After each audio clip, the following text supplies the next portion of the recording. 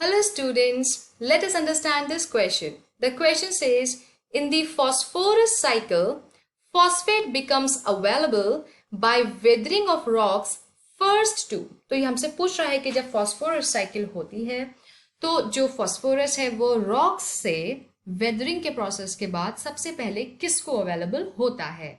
In the options we are provided with option A, consumers, option B, producers, option C, decomposers and option D, none of these. So, आइए discuss करते हैं हम phosphorus cycle के बारे में. So, if we talk about phosphorus cycle, it is a type of sedimentary biogeochemical cycle. जब भी आप नाम सुनते हैं सेडिमेंट्री साइकिल का आपके दिमाग में क्या आना चाहिए कि इसका जो रेजर्वॉयर है, मतलब ऐसी जगह जहां पर एक एलिमेंट अबंडेंस में प्रेजेंट है, इसका जो रेजर्वॉयर है वो है अर्थ क्रस्ट या फिर रॉक्स. ठीक है. और अर्थ क्रस्ट में अगर एलिमेंट प्रेजेंट है तो उसको अवेलेबल होने के लिए काफी मशक्कत करनी पड़ती है, यानी कि काफी टाइम लगता है, काफी मेहनत के बाद वो अवेलेबल होता है because it is trapped inside the rocks. तो फॉस्फोरस भी हमारा जो है वो अर्थ क्रस्ट में टैप है. ठीक है.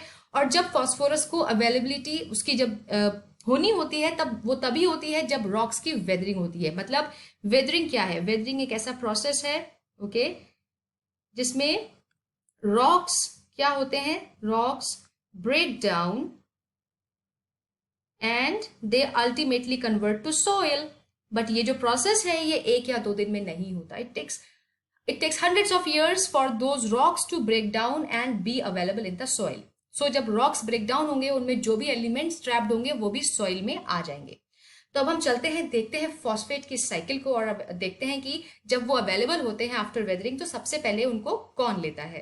तो जैसे कि यहाँ पे आप देख सकते हैं वेदरिंग ऑफ रॉक्स से हम स्टार्ट करते हैं. जब वेदरिंग ऑफ रॉक्स हुई तो फॉस्फेट जो है वो छोटे छोटे रॉक्स से रिलीज होके कहाँ आ गया? सॉइल में आ गया. ठीक है.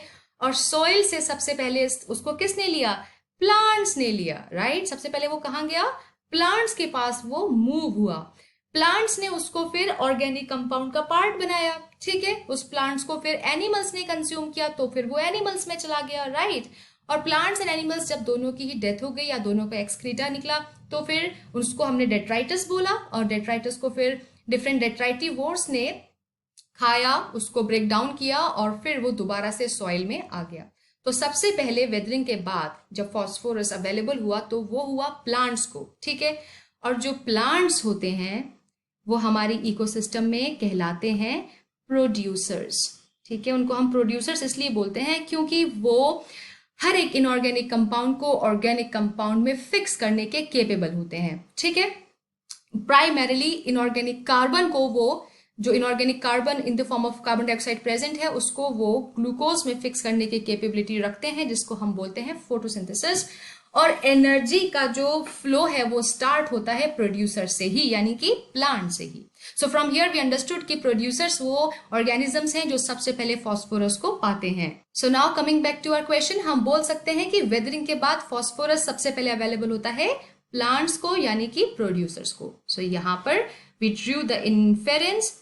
The correct answer for the organisms जिनको सबसे पहले मिलता है phosphorus is option B, that is producers.